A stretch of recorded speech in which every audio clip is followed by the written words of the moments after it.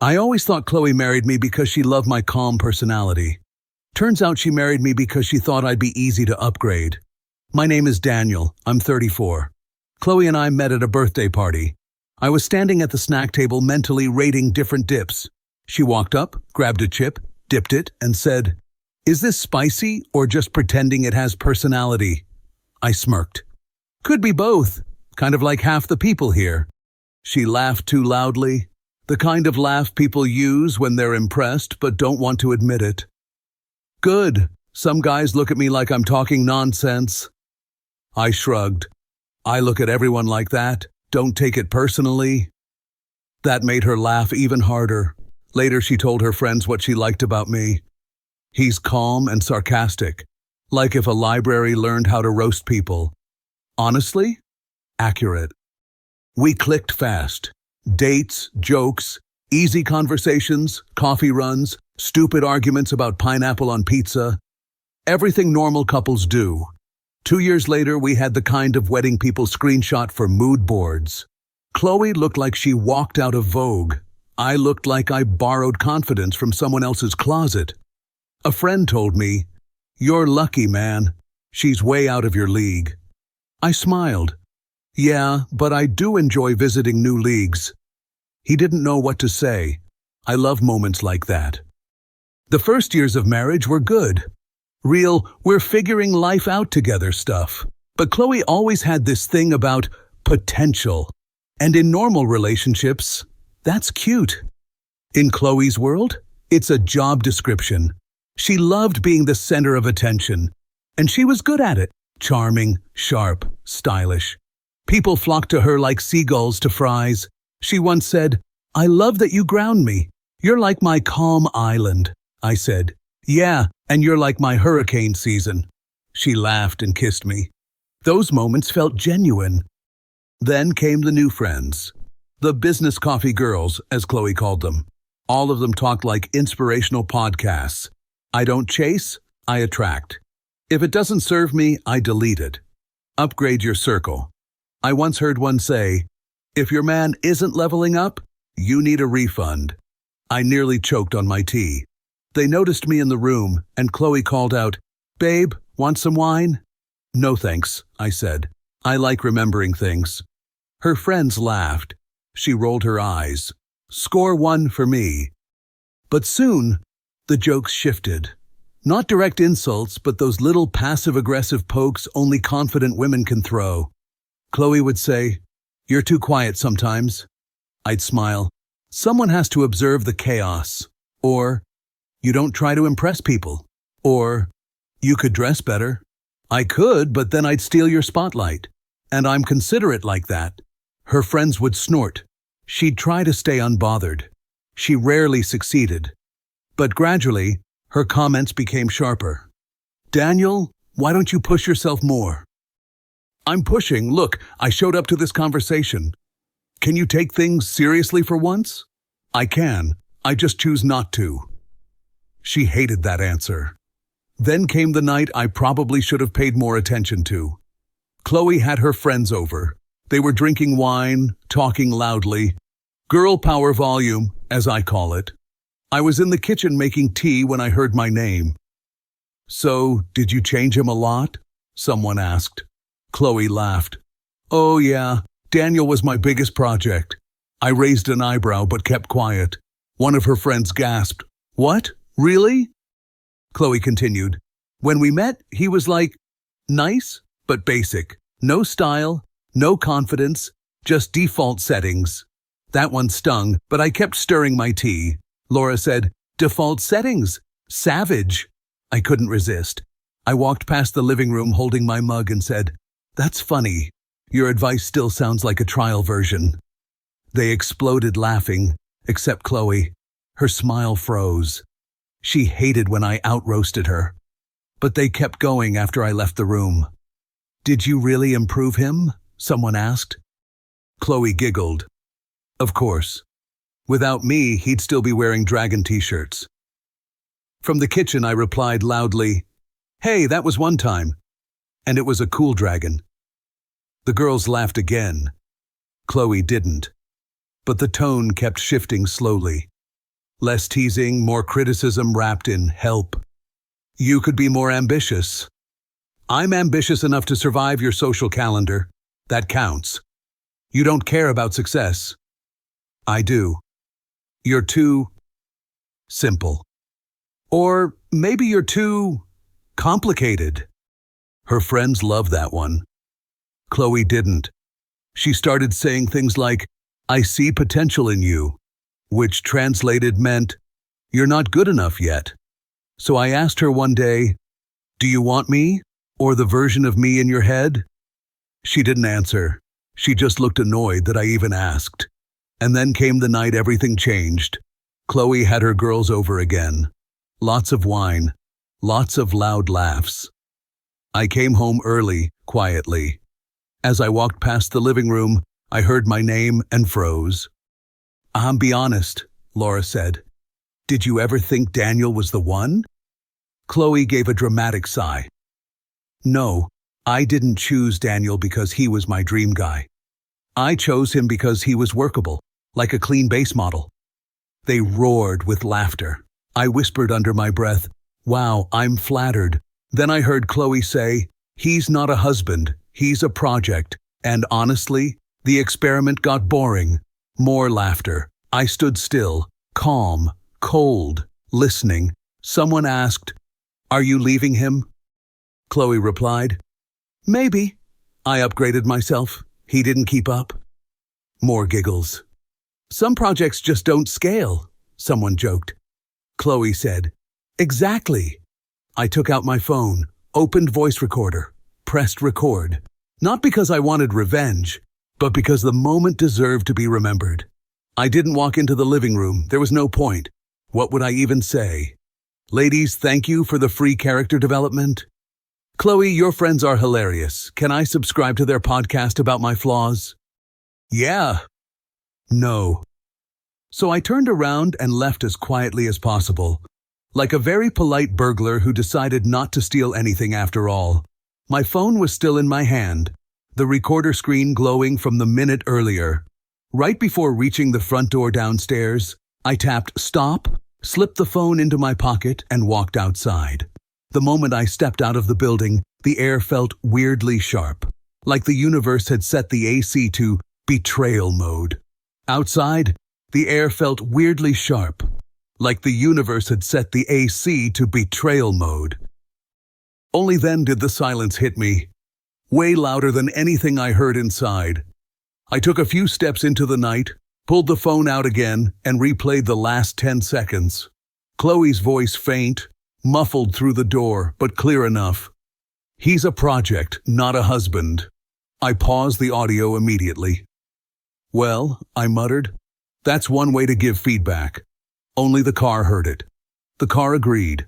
I started driving, not fast, not anywhere specific, just driving. And the more I drove, the clearer everything became. I wasn't heartbroken. I wasn't angry.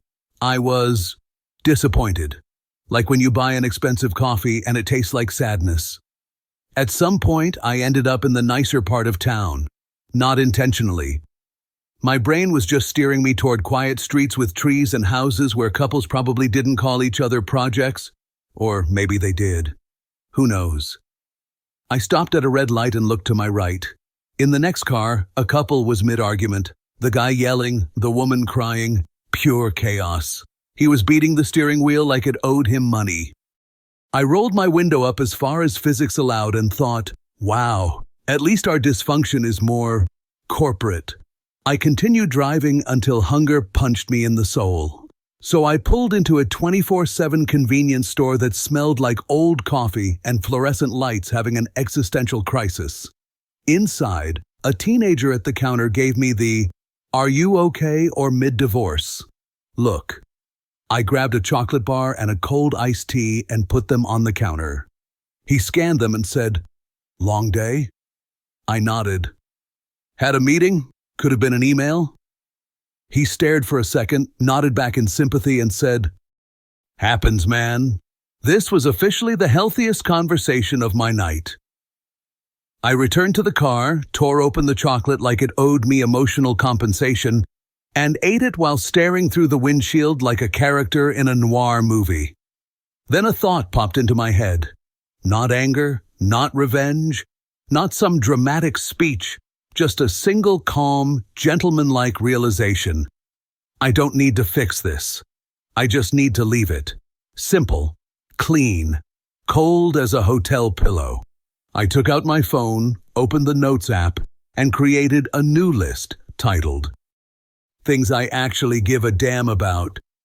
It had exactly 3 items: my sanity, my future. Whoever invented chocolate with caramel, bless that person. After that, I made a second list, exit strategy.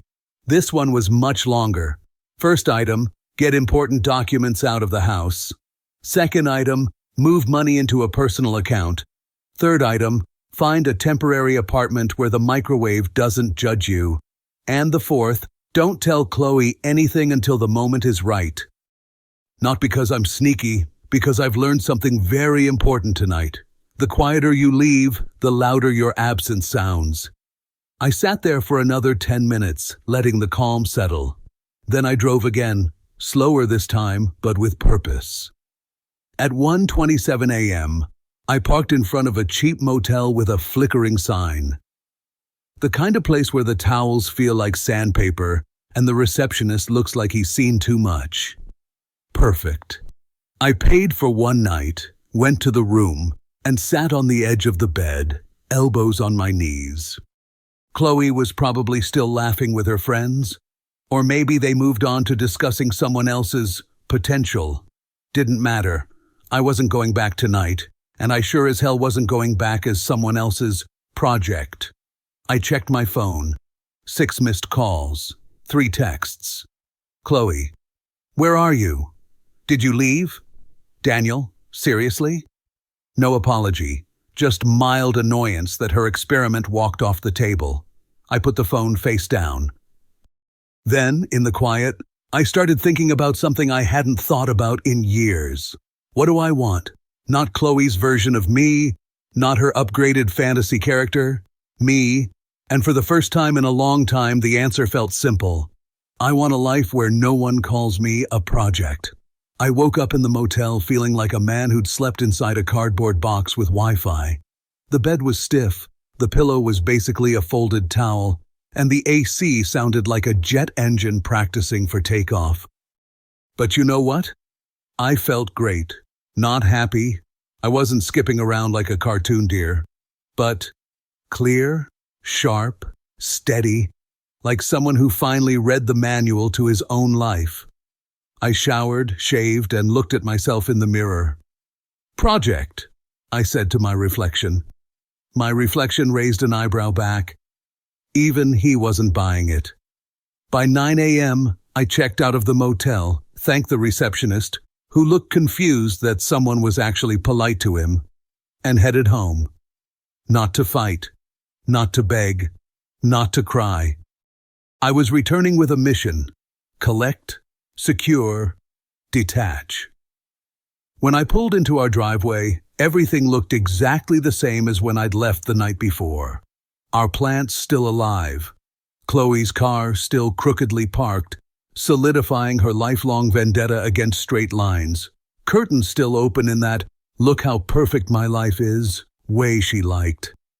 I unlocked the door quietly. Inside, the house smelled like her perfume, sweet, expensive, and slightly arrogant. I stepped inside as calmly as if I'd come back from a morning jog. Chloe was in the kitchen, wearing her fuzzy robe, hair tied messily, drinking coffee. She looked up when she heard me. "Where were you?" she asked, no concern in her voice, just slight irritation, like she misplaced her favorite pen. I set my keys on the counter. "Took a drive," I said. "Cleared my head." She frowned. "Over what? You just left." No explanation. I smiled politely.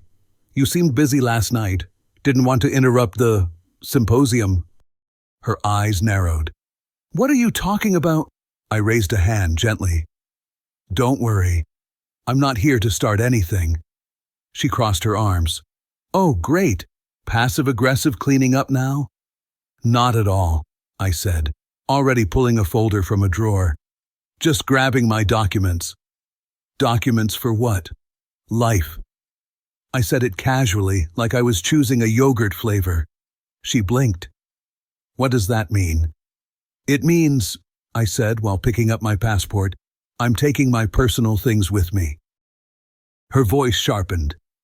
Daniel, you're being ridiculous. That's possible, I said, sliding a drawer closed. It was a ridiculous night.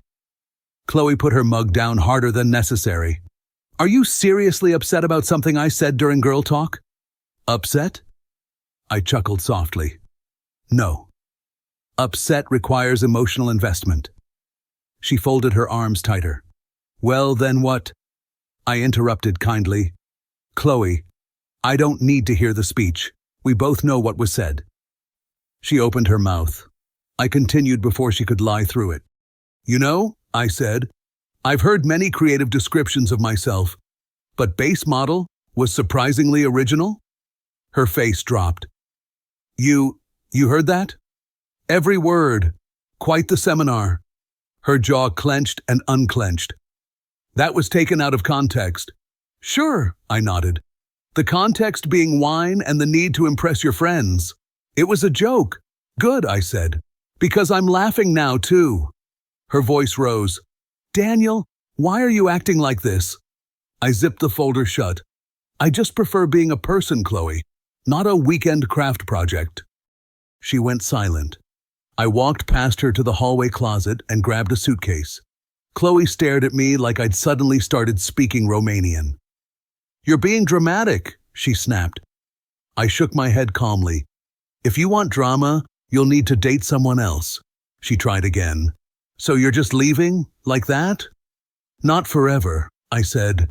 Just long enough for you to realize I wasn't built in your workshop. She demanded, Daniel, stop talking in riddles and tell me what you're doing. I pulled out a stack of folded shirts. I'm doing exactly what a base model should do, I said. She frowned.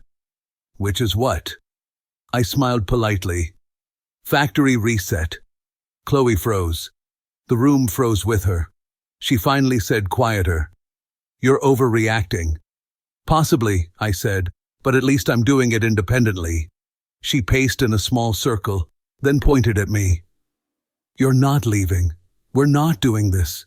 Not over some stupid conversation. I shrugged. It wasn't the conversation. It was the truth hiding inside it. Chloe didn't move, didn't blink. For the first time in our marriage, she didn't have a comeback. A roast, a sarcastic bite, nothing. That silence? That was my green light. I picked up the suitcase, walked to the bedroom door, then paused and looked back at her one last time. You don't have to worry, I said softly. Projects don't abandon their creators. People do. Then I walked out. Not angry, not broken, just done. My new apartment wasn't much. A small one-bedroom place above a bakery. Warm smells in the morning, loud deliveries at night, and a bathroom so tiny I could brush my teeth while showering. But it felt mine. Not curated by Chloe, not optimized, not turned into a couple aesthetic. Just a place where nobody evaluated my potential. I dropped my suitcase on the floor, sat on the couch that had definitely survived a previous war, and took the deepest breath of my 30s. It was quiet, not the tense quiet before a fight kind, a clean quiet, like someone had finally vacuumed the noise out of my life. I ordered Chinese food, ate half of it, regretted nothing, and fell asleep on the couch with one shoe still on. For the first time in years, I slept without someone else's expectations pressed against my skull. I woke up to 14 missed calls, all from Chloe, and 3 texts. Chloe, are you done with your tantrum? Daniel, this isn't funny. Call me, now. Tantrum? Sure. Yes, clearly the adult decision to leave after hearing my wife describe me as an outdated iPhone was a classic tantrum. I replied with a simple, I'll contact you when I'm ready. 5 seconds later, Chloe, ready for what? I didn't answer. Instead, I went downstairs to buy coffee from the bakery. A woman at the counter smiled and said, "You don't look like a morning person?" "I'm trying something new," I said. "It's called functioning. Mixed reviews so far." She laughed, friendly, light. A shockingly refreshing experience. Around noon, my phone buzzed again. A FaceTime request. "Chloe." I didn't answer. 5 seconds later, "Daniel, pick up the phone." I made myself a rule in that moment. No responding to yelling, no engaging with panic, no feeding chaos. So I texted, "If you want to talk, speak to me respectfully. Otherwise, we talk later." She read it instantly. No response. Progress. I spent the afternoon moving my savings into a separate account, not to punish her, just to protect myself. Every click felt like reclaiming a little piece of my spine. Then I called the bank to freeze the joint credit card. The woman on the phone said, "Any reason for the freeze?" Realizing I'm not a financial group project anymore. There was a pause, then a muffled laugh. "Understood, sir." By evening, Chloe finally sent something that didn't have all caps energy. "Can we talk? Please, just talk." I called her. One ring. She picked up immediately. Her voice wasn't angry now. It was brittle, like glass that had been dropped once and caught midair. "Daniel, what are you doing? Why did you leave like that?" "Because staying would have been rude," I said gently. "You were having such a good time talking about my software update schedule." She groaned. "That's not fair." "I agree. Nothing about that conversation was fair." She went quiet. I continued, "Look, I'm not here to fight. I'm not angry. I just need space." "But space from what?" "From being your self-improvement project." "That's not—" She stopped, started again. "Daniel, I didn't mean it like that." "Then how did you mean it?" I asked softly. She hesitated long enough to confirm she had no real explanation. "I was just showing off to my friends." "I know," I said calmly. "That was the problem." Another silence. "Daniel, are you coming home?" "No," I answered. Her inhale was sharp. "Why? You can't just do this without permission?" I offered. She didn't love that. "Without discussing it," she corrected sharply. "I'm discussing it now," I said, very politely. "That's not the same, I know, but it's cleaner this way." "Cleaner? Daniel, you're scaring me." I closed my eyes. "I'm not trying to scare you, Chloe. I'm trying to think for the first time in a long time." "What do you want me to do?" she whispered. I thought about it. Not revenge. Not begging. Not groveling. So I answered honestly, "I want you to think too." She didn't like that answer. I could hear it in the quiet. "But you're my husband." I nodded to myself. "And you're my wife," I said, "not my manager." She exhaled shakily. "So what now?" "Now," I said, "we take some time, separately, calmly." A beat of silence. She whispered, "I don't want this." I let the softness in my voice match hers. "Then maybe next time don't treat your husband like a PowerPoint presentation that needs improving." She didn't respond. For the first time in years, Chloe was out of words.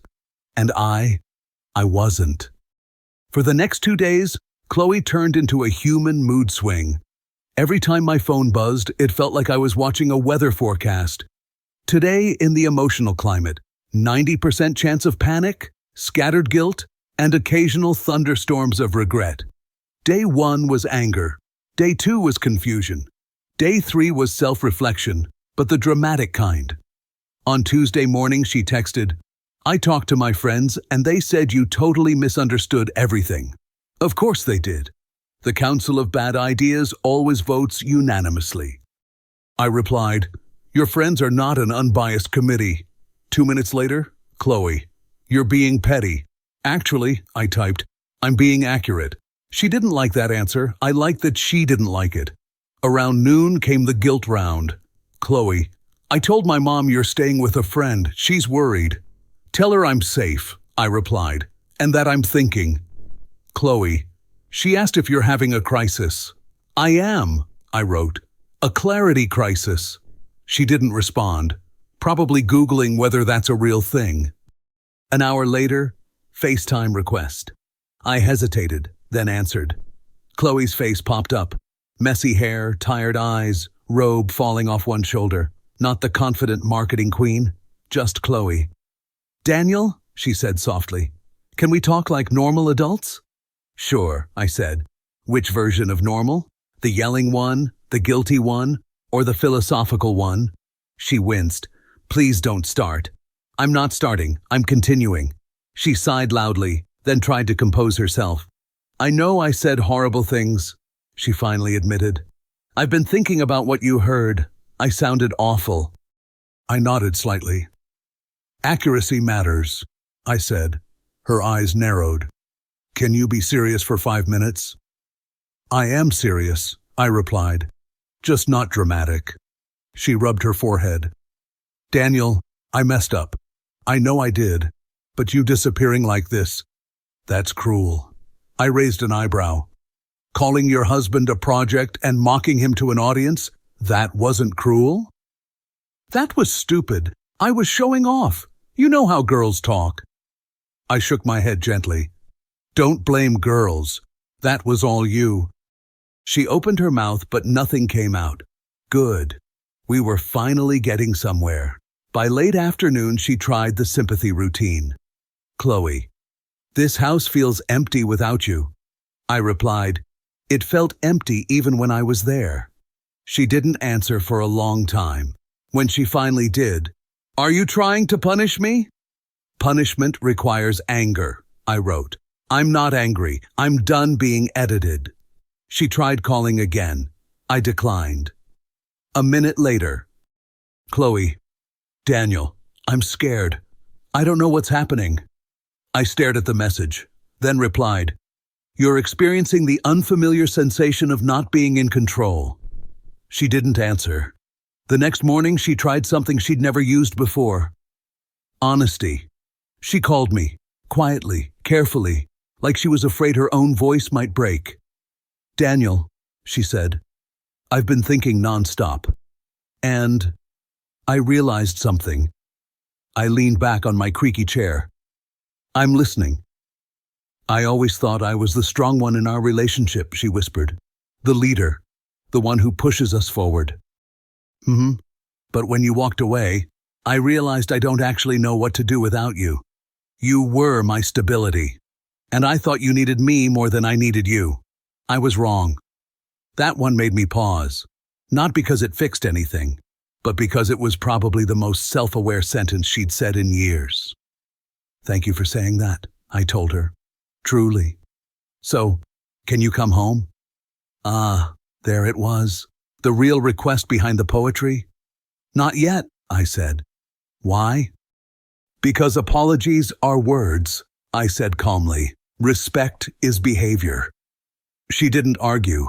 For Chloe, that silence was basically a breakdown. That evening, she tried one last emotional swing. She called, voice trembling, not faked, not performed, just real. Daniel, she whispered, I don't want to lose you.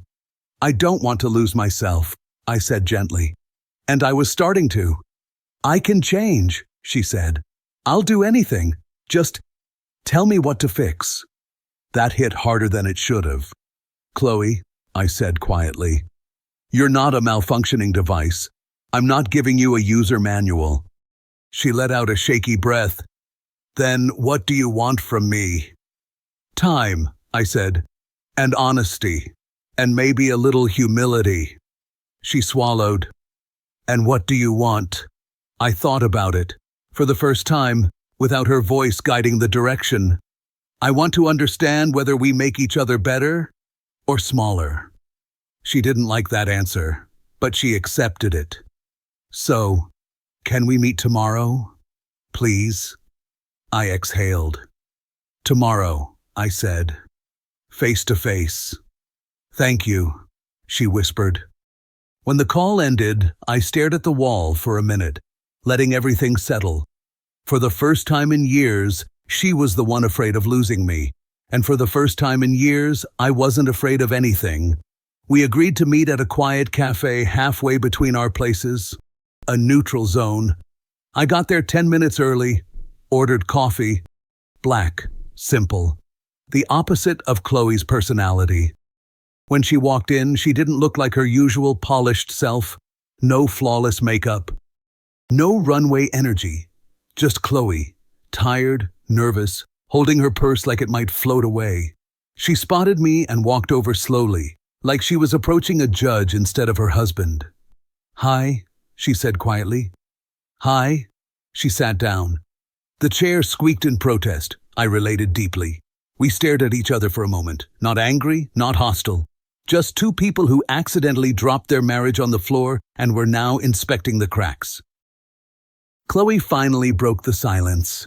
"Daniel, I've had a lot of time to think. I know what I said was awful. I know I hurt you."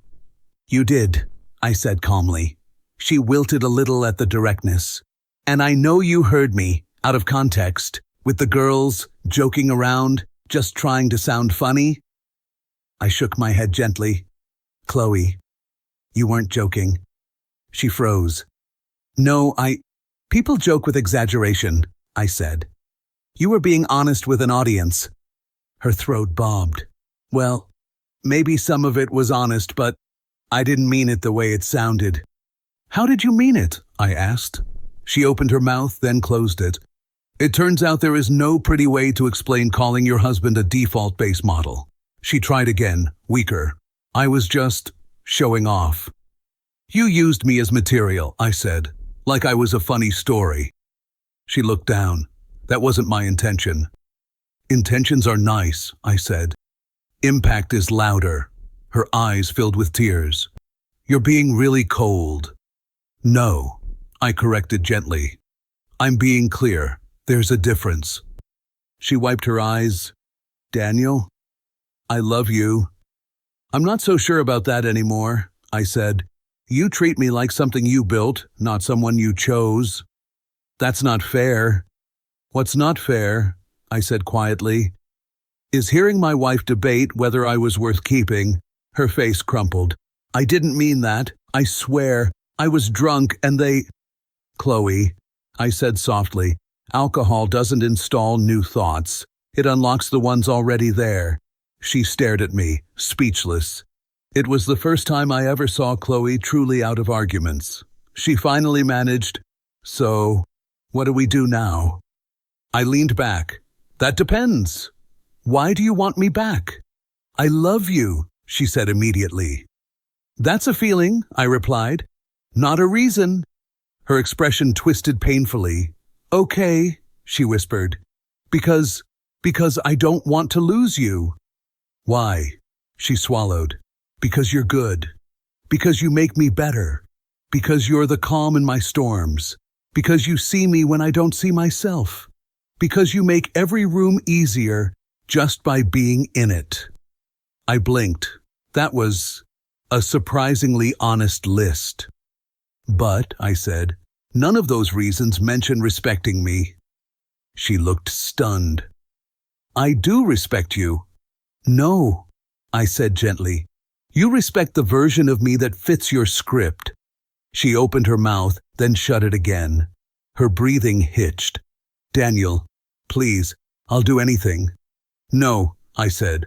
"We're not doing the fix-me routine again." She shook her head. "Then what do you want? Tell me. Just tell me what to do." "That's the problem," I said quietly. "You want instructions, a checklist, a manual." "Yes, because I don't want to mess this up again." "Chloe," I looked at her softly. "Love isn't an assignment, and I'm not a project. You don't fix people, you meet them." She covered her face with her hands for a moment. "I hate this," she whispered. "I hate that I hurt you." "Good," I said. "That means you're human." She looked up, tears streaking. "And what do you want right now?" I took a deep breath. "I want honesty," I said. "Pure honesty, from you, just once." She nodded quickly. "Okay, anything." So I asked the one question she didn't expect. "When you called me a boring experiment, did you believe it?" She froze. Her eyes darted to the side, her throat tightened. Her lips parted slightly, and I knew the truth before she said anything. Silence from Chloe is louder than an admission. Finally, in a broken whisper, "Sometimes." I nodded. Not angry, not surprised.